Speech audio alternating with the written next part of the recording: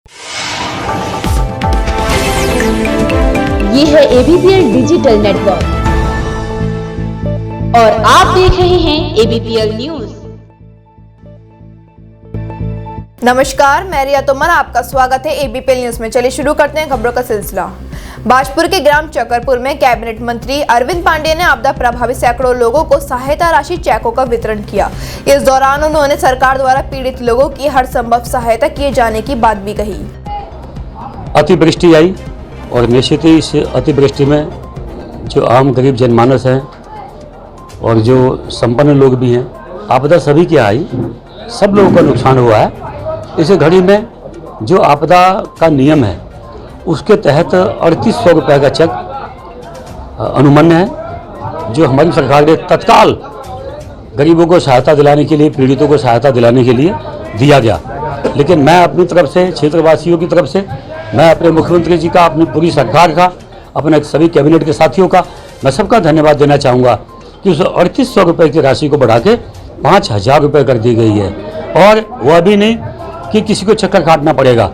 हमारी सरकार एक एक गांव में जाके हम जो इससे पीड़ित लोग हैं, जो आपदा प्रभावित लोग हैं, उन सबको चेक बांटने का काम किया जा रहा है। और ऐसा पहली बार हुआ है कि अतिवृष्टि समाप्त होते ही जो पीड़ित लोग हैं उन तक सहायता पहुंचाने का काम किया गया।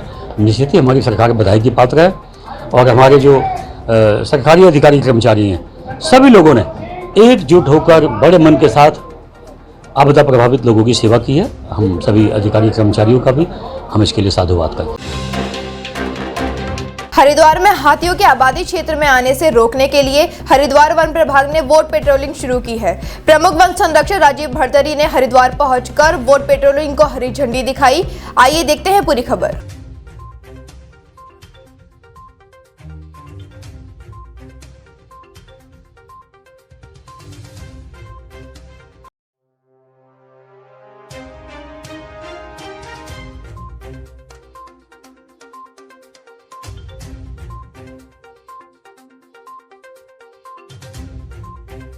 मुझे इस बात की बहुत प्रसन्नता है कि हरिद्वार वन प्रभाग द्वारा ये एक बोट पेट्रोलिंग का इनिशिएटिव लिया गया है। और उत्तराखंड जो है, हमारे यहाँ पे अनेक नदियाँ हैं और जो हमारा संघर्ष है वो, चाहे वो पर्यटन की आवश्यकता हो, लोगों की आवासीय आवश्यकता हो या वन्य जीवों की आवश्यकता हो, सबसे ज़्यादा नदियों के तट पर है। तो इनकी चौकसी जो है वो की जानी आवश्यक है और ये देखना पड़ेगा कि क्या अनुभव रहता है, हाथियों को आबादी में आने से रोकने के लिए किस सीमा तक बोट सहायक होती हैं और उसके बाद फिर इन्हें अन्य स्थानों पर भी अपनाया जाएगा। अज्ञात बदमाशों ने तमंचे की नोक पर बीते दिनों हुई ट्रक लूट का एसएसपी हरिद्वार ने पुलिस कार्यालय रोशनाबाद में खुलासा किया। इसी बीच एसएसपी हरिद्वार ने बताया कि 1 करोड़ रुपए के माल में अभी तक 90 लाख रुपए माल बरामद किया जा चुका है। इनमें से एक प्रकरण तो थाना पथरी से संबंधित है, जहां पर कि अभी जो दिन बीता है, इसकी रात को एक अज्ञात शव मिला था, जिसके बाद में पहचान उसी गाँव के एक कड़खुर के इस्तेकार के रूप में हुई थी। इसके शरीर पर काफ़ी चोटों के निशान थे, धारदार हथियारों के निशान थे। 24 घंटे के अंदर पुलिस ने इस केस को वर्कआउट किया है और उसका जो मुख्य अभियुक्त है हुसैन पुत्र फारूक, इसको गिरफ्तार भी कर लिया गया है। घटना का जो कारण है वो ताश खेलते समय पैसे के लेन देन को लेकर इन दोनों के बीच विवाद हुआ, जिसमें दोनों का झगड़ा हुआ और मृतक को बाद में ये लगा कि ये पुलिस में मेरी शिकायत करके और मेरे को जेल न पहुँचा दे, अक्यूज को सर। तो उसने पहले ईंट से मार के इसको बेहोश किया और फिर कुल्हाड़ी से इसको शरीर पे वार करके इसकी हत्या की। ऐसा क्या क्या की उसने, क्या विवाद हुआ किसी चीज़ को लेकर? मैंने कहा ना, इनके बीच में ताश खेलने को लेकर और उसके जुड़े हुए पैसे के लेकर विवाद। ये दोनों ताश खेल रहे थे बैठ के और उसके लेन देन को लेकर फिर इनमें विवाद। कोई आपराधिक इतिहास सर? अभी तक तो ऐसा नहीं आया, लेकिन फिर भी हम इसका नहीं। पुलिस टीम ने हत्या का जल्दी खुलासा किया, क्या कोई घोषणा? हाँ, इन्होंने तुरंत खुलासा किया है, तो 1000 रुपये इनाम की घोषणा इनके। सर, बादराबाद थाना क्षेत्र में बीते दिनों थाना पथरी क्षेत्र में हुए हत्याकांड का एसएसपी हरिद्वार ने रोशनाबाद पुलिस कार्यालय में खुलासा किया। बता दें कि बीते 27 अक्टूबर को थाना पथरी क्षेत्र में एक अज्ञात युवक का शव लावारिस अवस्था में पड़ा मिला था। जांच पड़ताल के बाद पता चला कि आरोपी फारूक मृतक के साथ जुआ खेलता था।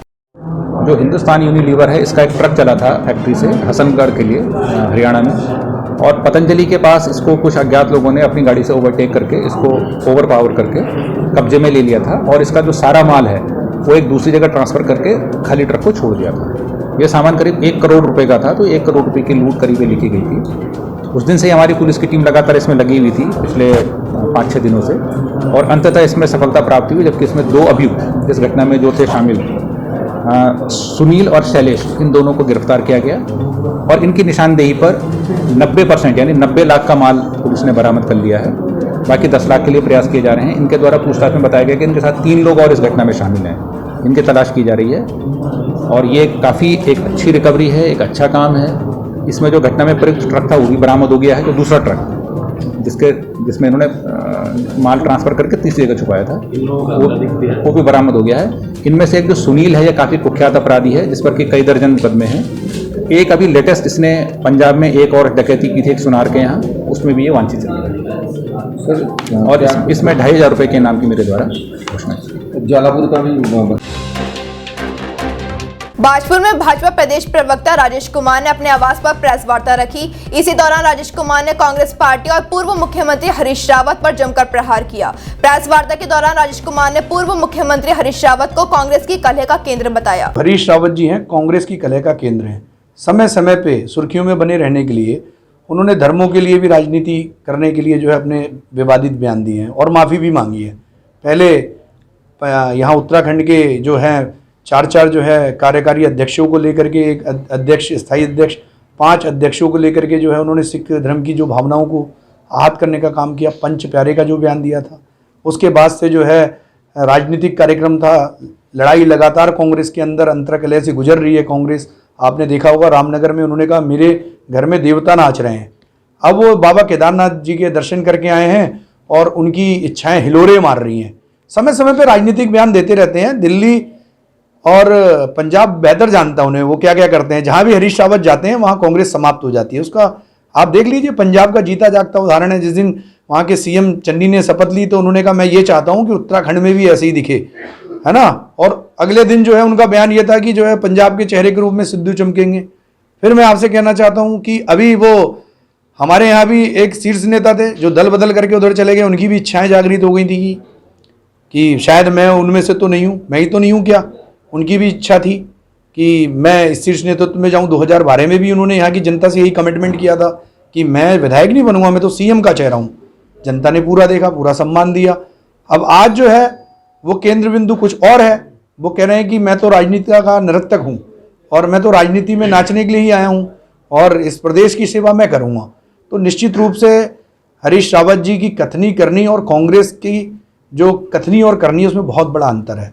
और ये जो बयानबाजी है इससे जो है अनुसूचित जाति समाज जो है वो देख रहा है।